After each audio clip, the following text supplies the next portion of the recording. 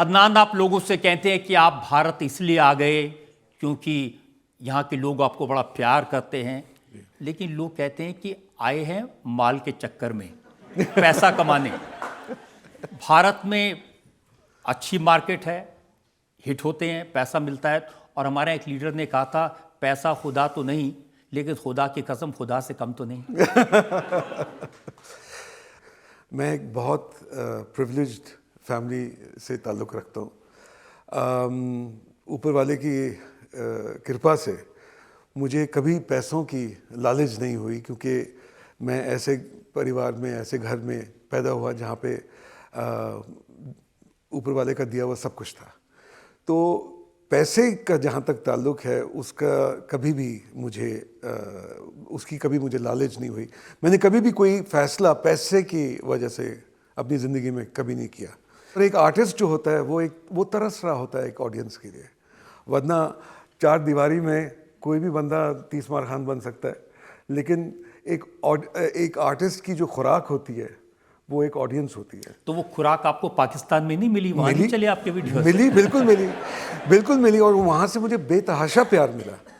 लेकिन इंसान चाहता है कि अपने फ़न का मुज़ाहिरा और आगे लेके जाए और दुनिया के सामने पेश करे। देखिए, सच तो ये कि जो वीडियोस वहाँ बनाए थे आपने, जो गाने वहाँ कंपोज किए थे, वो वहाँ इतना नहीं चले। उन्हीं को यहाँ आपने पुरानी बोतल में नई शराब बना के डाला तो चले। एक्चुअली क्या है, मैं आपको बताता हूँ। जो गाने मैंने 98 में मैंने रिलीज़ किए, वहाँ पर अचानक लोगों ने ये, कुछ लोगों ने ये इंडस्ट्री में लोगों ने ये सोचना शुरू कर दिया कि इनके गाने जो हैं वो नहीं चलेंगे, ये तो ख़त्म हो गए हैं। एंड तो वो गाने जो थे, वो उनको कोई मार्केटिंग या कोई पब्लिसिटी उन्होंने दी ही नहीं। और वो एल्बम जो थी गानों की, वो रिलीज़ हुई, और कब रिलीज़ हुई, कब चली गई, किसी को कुछ खबर ही नहीं थी। मैं बहुत मायूस हुआ, मैं कनाडा में था उस वक़्त। लेकिन मेरे अंदर एक थोड़ा सा वो यकीन था कि और मुझे पता था कि उन्होंने जानबूझ के उसको प्रमोट नहीं किया।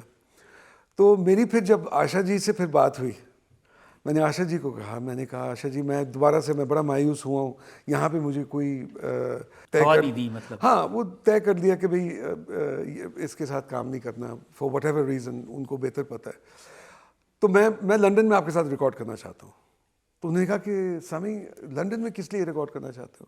मैंने कहा जी वो वहाँ पे मैं लोगों को जानता हूँ। उन्होंने कहा कि देखो, अगर तुम वाकई एक नई चीज़ करना चाहते हो तो तुम मुंबई आओ, क्योंकि ये कैपिटल है हिंदी म्यूज़िक का, और जो चीज़ यहाँ पे पॉपुलर होगी वो पूरी दुनिया में जाके फैलेगी, और this is the place to कम।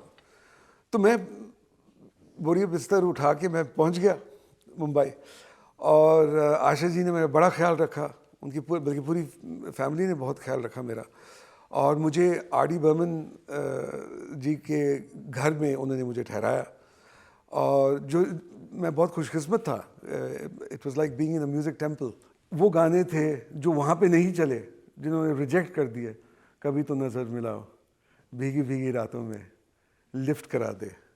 ये सब गाने जो थे पहले के रिलीज़ हुए थे, और फिर अचानक यहाँ पे जब रिलीज़ हुए तो जो मार्केटिंग हुई, तो द रेस्ट इज़ हिस्ट्री। जिस तरह से लोगों ने मुझे गले लगाया और प्यार दिया, वो मिसाल है, और वो इतना प्यार मैंने अपनी ज़िंदगी में कभी मैं सोच नहीं सकता। लेकिन पाकिस्तान में तो बहुत बड़े बड़े कलाकार, नुसरत फ़तेह अली खान साहब, मेहदी हसन साहब, रेशमा जी, ये सब पाकिस्तान में पनपे। बिल्कुल, लेकिन यहाँ पे आके ज़्यादा मशहूर हुए, ये भी तो हकीकत है। और यहाँ पर उनकी जो मकबूलियत थी वो दुगनी चुगनी हुई, इसमें कोई शक नहीं है। क्योंकि देखिए, एक चीज़ तो आप डिनाई नहीं कर सकते कि यहाँ पे जो ऑडियंस है, जो मासेस हैं, क्वांटिटी बहुत है। और जो यहाँ पर एक म्यूज़िक की तरफ ख़ास तौर पे जो एक रवैया है, एक एटीट्यूड है और जो कदर है, वो उसका मुकाबला कहीं पे भी नहीं किया जा सकता। बहुत सारे बड़े बड़े कलाकारों को हमने देखा आखिरी दिनों में उनका बहुत बुरा हाल हुआ पाकिस्तान में। जी बिल्कुल। आप देखिए मेहदी हसन साहब जो थे, किंग ऑफ गज़ल्स कहलाए जाते, शाहिनशाह गज़ल, और उनका जो अंत हुआ, उनका जो जिस तरीके से वो इस दुनिया से रुखसत हुए, बहुत दुख की बात है। उनको कोई सपोर्ट नहीं मिला।